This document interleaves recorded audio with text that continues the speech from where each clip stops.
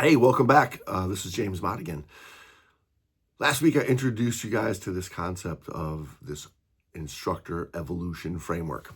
And today, I kind of want to give a general idea of what I'm thinking, how it all works out, because it's a little bit motivation for instructors. It's a little bit of structure and design.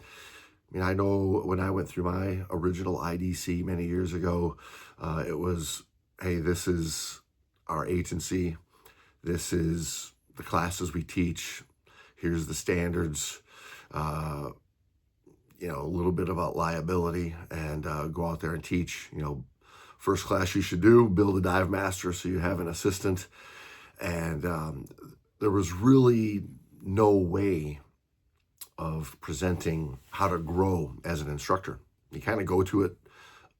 One, you don't learn any skills when you take your instructor class. They assume you already know everything, that you're just learning how to teach and how to present the agency's materials.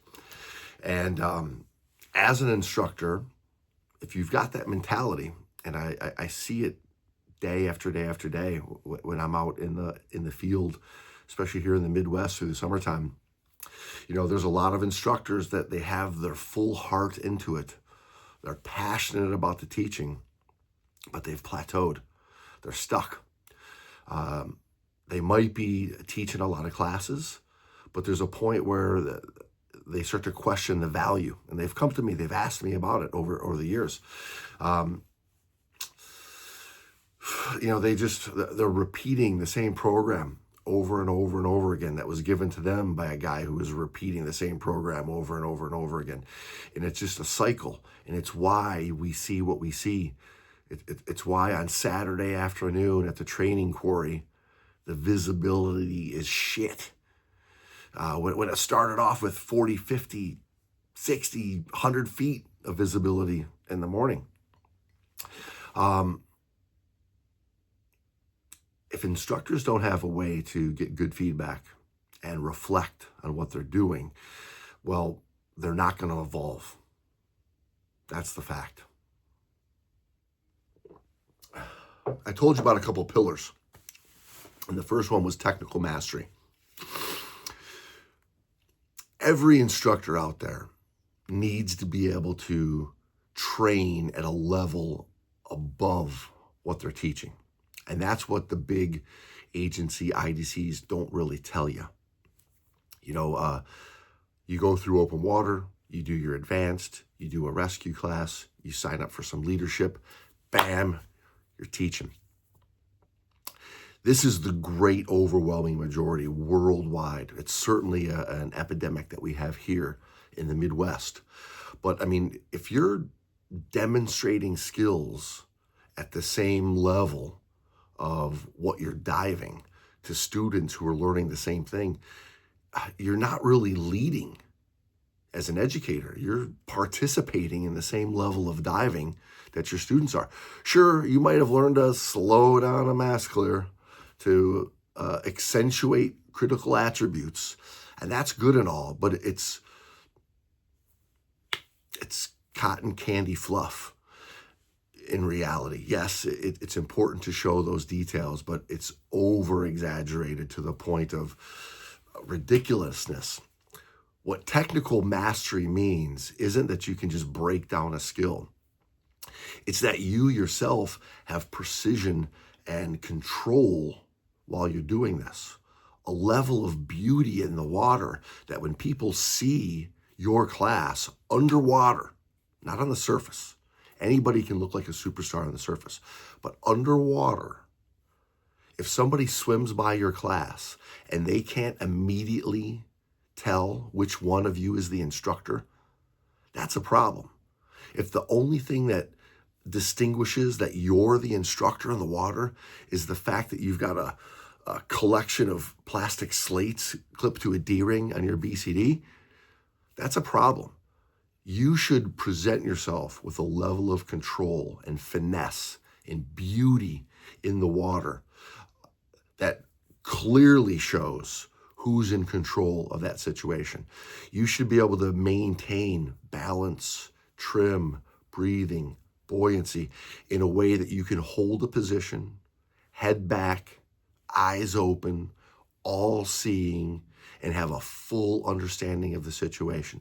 The student that you're working with, everybody else in the bunch.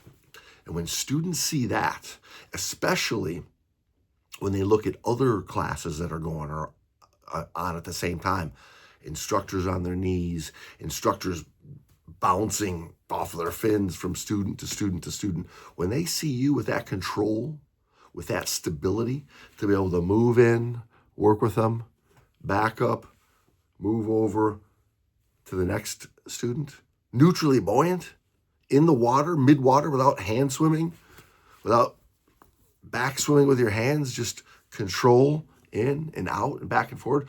When they see that, they trust you and they're willing to learn more and move on with you. If you're not stable in the water, it's going to be really hard to gain that trust. Pillar 2 is teaching clarity. Most instructors are just taught how to evaluate a skill, break down a skill into small critical attributes, do the skill super slow, so it highlights the different parts for a student to learn from. But after that, and especially if somebody still has difficulty, most instructors get stuck. They don't know where to go yet. And that's what teaching clarity is. That's what I mean. It's a way to communicate clearly. And that clarity means, yes, you have to have a structured demonstration. You have to have a way to break a skill down into small little bite-sized chunks, like 3 little chunks at a time. That's easy to remember, easy to follow, easy to see. But then you, as an educator, need to be able to diagnose mistakes as they're happening, see them occurring, watch the progression of how they go, learn how to deal with that right here on the spot underwater. Do we need to go up and have a chat? Do we need to get completely out of the water and start this whole thing all over again? You have to have a way to give feedback that triggers something in their brain, not just to embarrass them, but to instigate that learning cycle, that they actually trigger something that they walk away with. So that at some point you're building independency, you're building confidence and competence within that diver, not dependency to be in the water with you or another professional. That's what real teaching is. It's changing their behavior.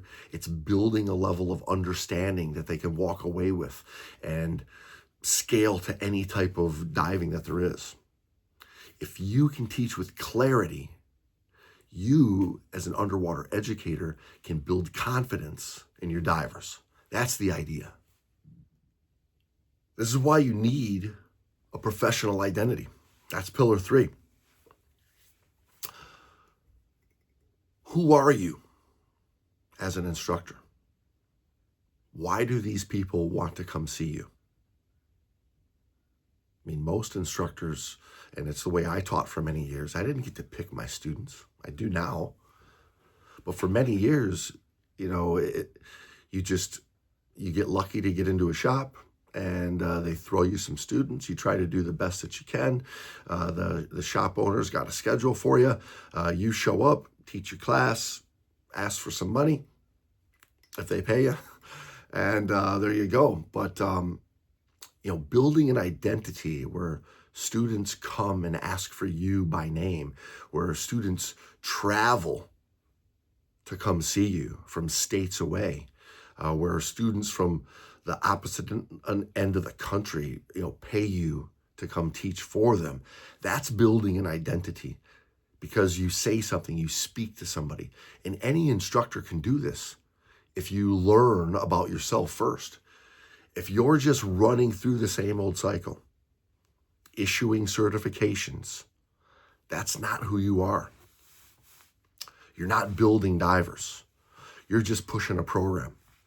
There's a difference If you build your identity, that's going to determine a real standard for you as a diver that separates you from every other instructor at the training quarry, that makes you different. And divers in today's social media world, they see this. They start picking up on this. And when they see you in the water and you're clearly different, now you've set your own standard. You're no longer that instructor teaching the basic minimum standards, trying to cycle students through, dipping them, dunking them, moving on to the next one. And if all you do is work to those minimum standards and issue certifications, you're never going to be a leader in this community. You're not going to have a base for you to teach beyond those minimum standards, to beyond your own standard, to build a professional behavior, to build a professional identity that separates you from the crowd of open water scuba instructors. These three pillars work together. You can't separate them. As one comment from my post last week described, it's a multiplier, it's a product. And if you put a 0 in on any one of those, you get a 0 at the end for the final product. You need all three. If you have technical mastery, but you don't have communication, this whole thing's wasted. If you communicate without an identity, who are you? You don't have the conviction for the whole thing. And if you don't have skill, even though you've got an identity, it's just a fake shell that you post on social media, right? Because nobody sees the edit reel that's deleted. So you need all of this. It's all got to be real. And if you can evolve as an instructor and integrate all three of these pillars, that's where you come and you separate yourself. And that's why I've been working on this. I know it's needed. People keep telling me that I need to do something, that it's needed. That's why I'm developing this instructor evolution framework. I started off with that audit. It's evolving into this instructor evolution assessment. It's becoming better than the audit. It's not a test. It's not really a critique. It's a scorecard for you. It's going to show you these three pillars where you can look at and see where you are in this framework and where you can grow. There's no judgment to it. It's just clarity for you as the professional. Because if you are going to evolve, and if we as a community are going to evolve, and if we as a whole are going to expect this whole entire community to raise to the next level, to the new level of where diving can be, we need instructors who are aware, not just went through the program, but they're aware of themselves and they're aware of where we want to take diving to make it better for all of us. So yeah, that's where I'm at. This is new. It's different. It's something I've known has been needed for a long time. I didn't know how to do it. Nobody was doing it. But talking with a lot of divers, a lot of instructors, it's something that we know this community needs bad. So in the next couple of weeks, I'm going to keep working on this. It's coming together well. It's a pathway.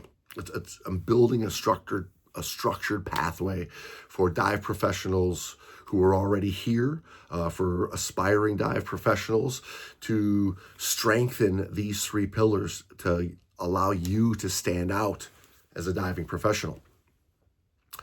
But you don't have to start with the whole pathway. You don't even need me, really. I mean, you can work with me if you want to, but just start with the awareness. If you got that audit, great, it's evolving. Reach out to me about this new instructor evolution assessment. You can take a look at that because if you're really serious about evolving as a diving instructor, it's going to start with awareness of yourself, and that starts with that assessment. So stop waiting around by just doing the same old thing and thinking you're going to grow. and thinking that that's experience. You got to choose the experience properly. You got to do it right. So if that resonates with you, reach out to me, and I'll see you there. Thanks.